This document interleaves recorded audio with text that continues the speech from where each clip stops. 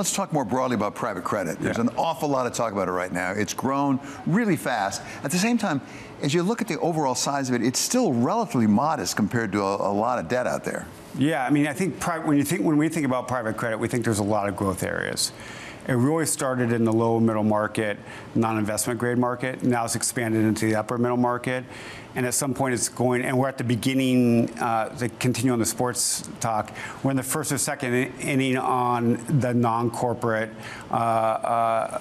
lane. So think about asset-backed finance or asset-based finance for non-corporate. So let's talk about that. Yeah. It started in the middle market and some riskier lending. It's grown beyond that. Why is that? I mean, why is it that you can take that away from banks or from syndicated loans? Yeah, so I'll argue with the premise it's riskier.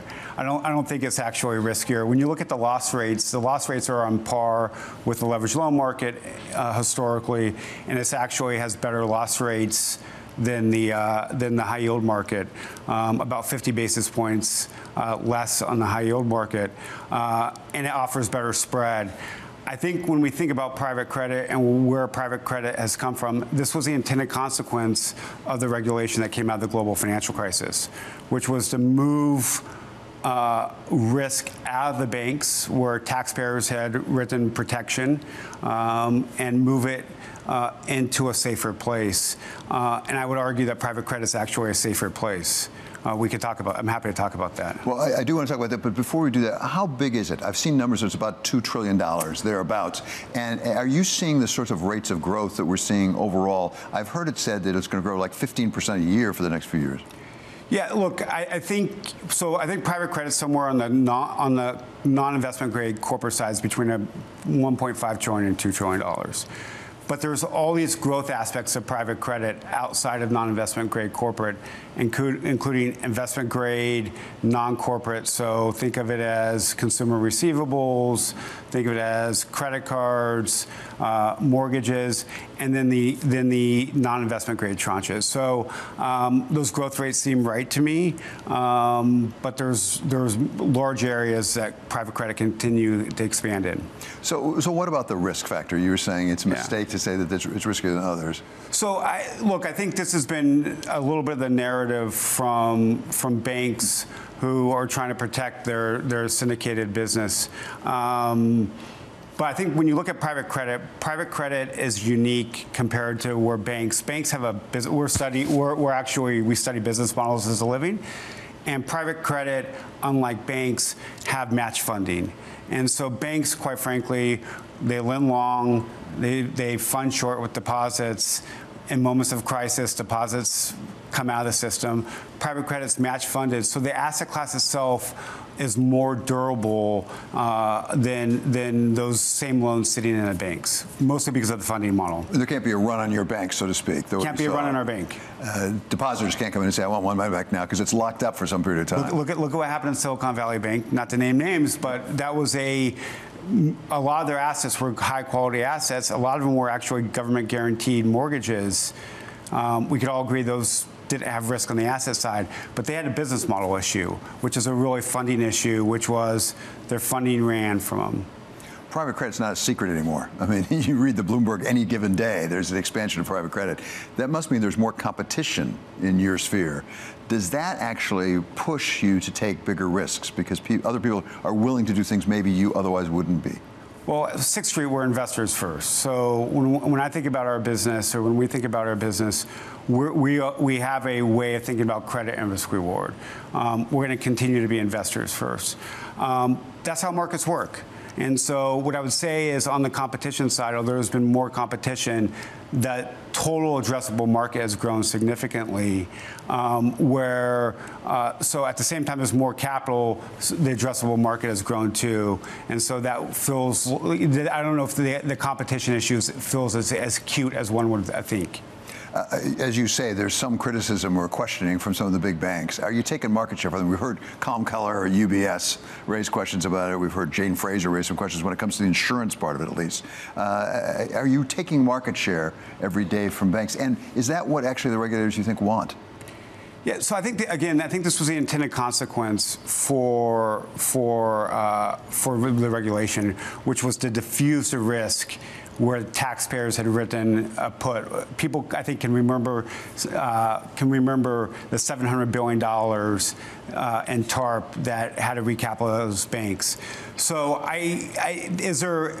what I would say is I think there is a little bit of protectionism as it relates to the bank model. Again, we're students of business models. And in the non-investment grade corporate side, banks are in the moving business, not the storage business. And so they have a lot of fees in that business, and users of capital rather go to the end user and provider of capital than have to go through an intermediary, which has been the historical leveraged loan model. There is, I think, you'll correct me if I'm wrong, a certain lack of transparency. We saw the IMF come out just recently and say there's some risks there because we don't necessarily know the values of some of the loans. They don't get marked to market as often, and the market to market may not be what you would have in an open public market. Is there risk there? Is the IMF right that there's a problem? First of all, I think, again, I would argue with the premise. Investment accounting has you mark to market your loans. That bank accounting, on the other hand, no offense to banks out there, use held to maturity accounting and don't mark their loans. And they have a less durable funding model. And so I don't think you can look at the asset side without looking at the liability side. And private credit has a much superior business model given the durability of funding. So I don't see it. I'm a little bit, we're talking our book a little bit, yeah. But when you look at the overall business model, it's a much more durable and safe business model for investors. How much do you partner with banks in some of what you do? Because that's actually something that people have been concerned about. IMF mentioned, actually, the exposure of some of the regulated banks, perhaps to private credit. Yeah, so we partner with banks. Banks are a big lender to the space. That is what regulators wanted. They get better risk-weighted assets treatment, but they're only lending 40 to 50% LTV on the underlying loan we're making. So there's a whole bunch of capital that sits behind them and subordination.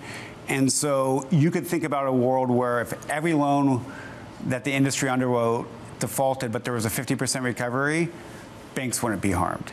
And so, again, I think what banks are doing is really smart and really prudent, and what regulators wanted them to do. There's talk about the regulators who wanted to regulate more of the private credit. Some people have called for that. Is that coming down the pike, and how would it affect your business? Look, I think you always have to respect regulators. So we respect regulators. We have active dialogues with them. I think most of the call on regulation is coming from this protectionist view where the incumbents are losing market share and losing fee streams that are valuable fee streams. Again, you have to go back to the risk. And when you think about private credit and just think about the simple business model versus a private credit lender, the bank has about 10% of their total assets in equity capital, so risk-bearing capital. Private credit has somewhere between 20 and 50%, so it has much more capital to support the loans, and it has match funding. And so it's a much more durable business model. And at the end of the day, there needs to be credit creation for there to be growth in developed economies, and private credit provides a valuable source of credit creation to support the U.S. economy. We talked about the size of private credit, between $1.5 and $2 trillion, you said. How much of that's committed and how much of that dry powder? Is there a lot of dry powder sitting on the sidelines right now? Do you have trouble finding the projects you want to invest in? No, I mean, we're selective. We're investors first. So we're finding opportunities. We're slow at doing it. There's most definitely some dry powder, but when you look at the dry powder compared against the dry powder in private equity, for example, it's very, very small. So ultimately, I think the demand for capital will exceed the supply of capital on the private credit side. You specialize, if I'm not mistaken, in private credit. That's what you do. A lot of the shops you're competing against are multifaceted. They have different parts to their fund. Are you tempted to move into other areas? So when we look at Sixth Street, to step back, we're a $75 billion plus alternative asset manager across private capital. So everything from preferred equity to growth equity to our sports investing to direct lending to ABF. So we have a faceted platform where we think we could take advantages over time for our LPs and for our investors.